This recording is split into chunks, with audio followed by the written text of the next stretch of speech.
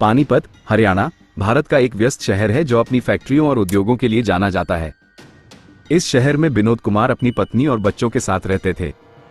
उनका परिवार खुशहाल था और उन्हें कोई बड़ी आर्थिक समस्या नहीं थी।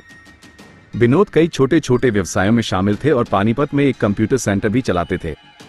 5 अक्टूबर 2021 की बात है जब भारत में लॉकडाउन धीरे धीरे हट रहा था, लेकिन कोविड का असर अभी भी था। उस शाम विनोद अपने कंप्यूटर सेंटर से घर जा रहे थे। रास्ते में उन्होंने बच्चों के लिए कुछ खरीदने के लिए एक दुकान पर रुकने का फैसला किया। जैसे ही वे दुकान से बाहर निकले, कुछ भयानक हुआ। एक बड़ा ट्रक अचानक कहीं से आया और पीछे से उन्हें जोरदार टक्कर मार दी। टक्कर इतनी तेज थी कि लगता था उनकी जान बचना मुश्किल है।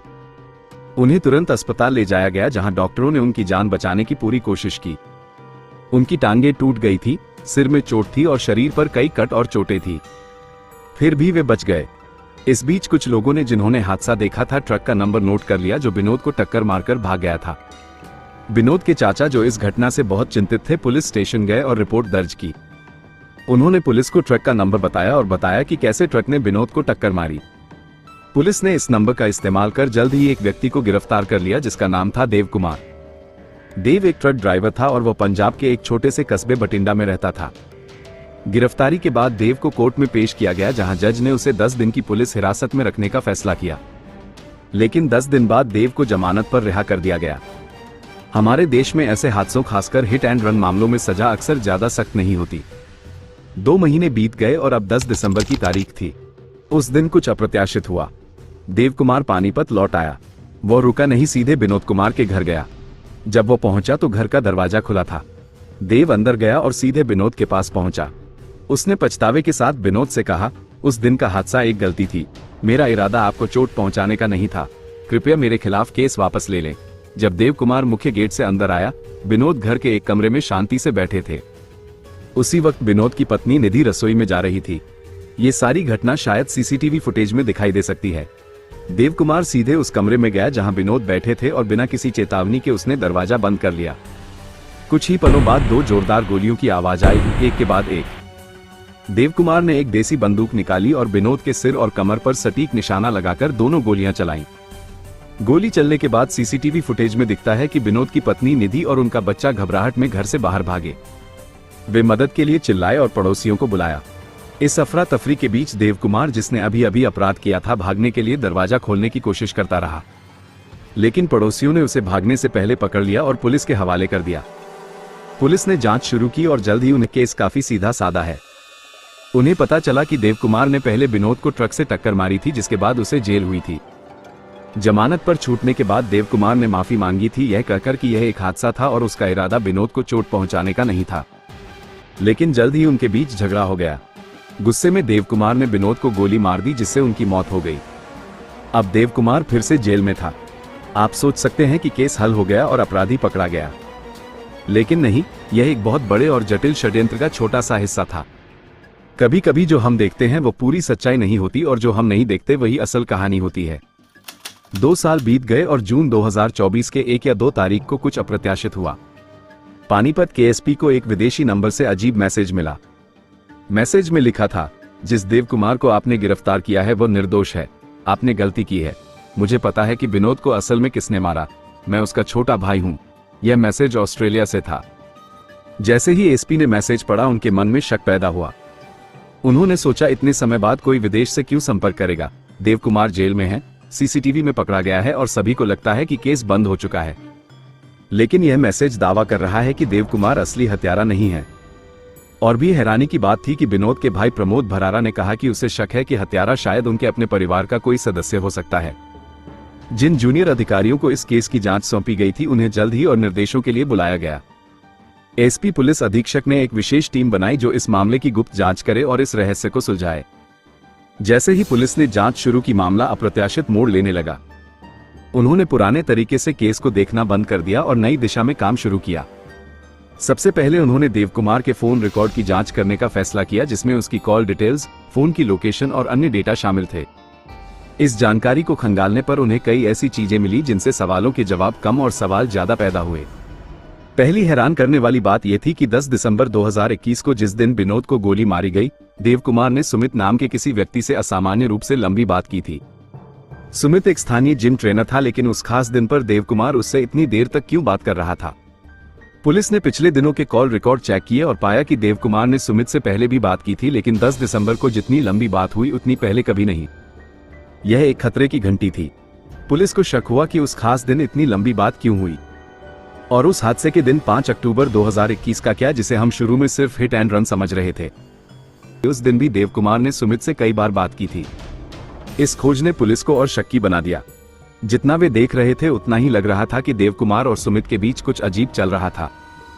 जो हम शुरू में समझ रहे थे कि एक साधारण हिट एंड रन केस था जिसमें विनोद को मार दिया गया क्योंकि देव कुमार किसी पुराने झगड़े और विनोद के माफ न करने की वजह से गुस्से में था, वह अब बहुत जटिल लगने लगा।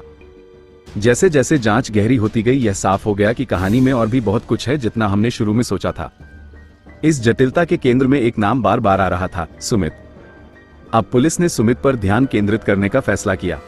उन्होंने उसकी जिंदगी की जांच शुरू की, उसके फोन की लोकेशन और कॉल डिटेल्स चेक की।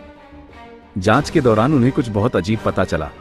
ये पता चला कि सुमित जिस व्यक्ति से सबसे ज्यादा बात करता था, न सिर्फ एक दिन बल्कि हमेशा वो कोई और नहीं बल्कि विनोद कुमार की पत्नी निधि थी। इस खोज ने और सवाल खड़े कर दिए। सुमित निधि से इतनी बार क्यों बात कर रहा था? उनका क्या रिश्ता था? और इन सारी बातों की वजह क्या हो सकती थी? एसपी ने विनोद की हत्या के समय की सीसीटीवी फुटेज को फिर से देखने का फैसला किया। उम्मीद थी कि शायद पुरानी जांच करने वाली टीम ने कुछ छोड़ दिया हो। जब उन्होंने फुटेज को ध्यान से देखा तो निधि पर उनका शक पक्का हो गया। एसपी हैरान और गुस्से में थे। पुरानी जांच टीम इतना अहम सबूत कैसे छोड़ सकती थी? ये छोटा सा सबूत केस को बहुत पहले हल कर सकता था। लेकिन पुरानी टीम ने आखिर क्या छोड़ा था? अगर आपने यहां तक देखा है तो कृपया इस वीडियो को लाइक करें और कमेंट में एक दिल बनाएं। धन्यवाद। 15 दिसंबर 2021 की सीसीटीवी फुटेज में कुछ चौंकाने वाला दिखा। जब देव सुनार विनोद के घर में घुसा, निधि रसोई में खाना बना रही थी। लेकिन जो बात ध्यान खींचती थी वो ये थी कि निधि को पहले से पता था कि देव आ रहा है। कैसे? क्योंकि उसने मुख्य दरवाजा अंदर से बंद नहीं किया था बल्कि उसे खुला छोड़ दिया था। फुटेज में साफ दिखता है कि जब देव अंदर आया उसने निधि को अभिवादन किया और दोनों ने हल्के इशारों से बात की। निधि ने इशारा किया कि देव उस कमरे में जाए जहां विनोद आराम कर रहा था। जैसे ही देव उस कमरे में घुसा और विनोद पर हमला किया, निधि ने अपना नाटक शुरू कर दिया। वो घर से बाहर भागी, मदद के लिए चिल्लाती हुई, दिखावटी तौर पर घबराई और डरी हुई थी। अगर आप ध्यान से देखें तो पाएंगे कि निधि ने दरवाजा खोलने की ज्यादा कोशिश भी नहीं की। ऐसा इसलिए क्योंकि यह सब उसकी योजना थी। ये सीसीटीवी फुटेज जो इतने समय तक नजरअंदाज की गई थी ने 2 साल से ठंडे पड़े केस में नई जान डाल दी। इस फुटेज की वजह से सुमित और निधि को गिरफ्तार कर पुलिस हिरासत में लिया गया। जब पुलिस ने निधि को वीडियो दिखाया, उसने बात को टालने की कोशिश की और सच से बचने की कोशिश की। लेकिन दबाव इतना बढ़ गया कि वो टूट गई और उसने सब कुछ कबूल कर लिया। उसने अपनी खौफनाक योजना के सारे विवरण बता दिए। निधि और विनोद की शादी 2003 में हुई थी। बाहर से उनकी शादी एकदम परफेक्ट लगती थी। उनका रिश्ता इतना मजबूत था कि परिवार के सभी लोग इसे जानते थे। विनोद के लिए निधि सिर्फ पत्नी नहीं बल्कि उनकी सबसे अच्छी दोस्त और साथी थी। किसी ने उन्हें कभी झगड़ते या बहस करते नहीं देखा। उनका रिश्ता परफेक्ट लगता था। इसके अलावा निधि का विनोद के परिवार से भी बहुत प्यारा रिश्ता था और सभी उसका बहुत सम्मान करते थे। उनके 2 बच्चे थे, एक लड़का और एक लड़की। निधि एक समर्पित पत्नी और मां की तस्वीर थी। परिवार का व्यवसाय अच्छा चल रहा था और घर में हमेशा पर्याप्त पैसा था जिससे जिंदगी और आरामदायक थी। निधि की जिंदगी किसी भी महिला के लिए एक सपने जैसी थी। उसके पास आदर्श परिवार, प्यार करने वाला पति और उसे चाहने वाले बच्चे थे। तो बड़ा सवाल यह है कि आखिर निधि ने अपने ही पति की हत्या की साजिश क्यों रची? उसकी परफेक्ट जिंदगी को इतनी खतरनाक योजना में क्या बदल गया? 2021 में निधि को कुछ स्वास्थ्य समस्याएं शुरू हुई, इसलिए उसने अपनी फिटनेस सुधारने के लिए जिम ज्वाइन करने का फैसला किया। विनोद जो उसका पति था इस फैसले का पूरा समर्थन किया। जिम में उसकी मुलाकात सुमित से हुई जो उसका पर्सनल ट्रेनर था और उसके साथ करीब से काम करने लगा। समय के साथ उनका रिश्ता गहरा हो गया और जल्द ही वे एक प्रेम संबंध में पड़ गए। सुमित को पता था कि निधि शादीशुदा है, लेकिन वह विनोद की संपत्ति पर भी नजर रखता था। जब कोई नया रिश्ता शुरू होता है उसे छिपाना मुश्किल होता है। जिम के बाहर निधि घंटों सुमित से फोन पर बात करती थी।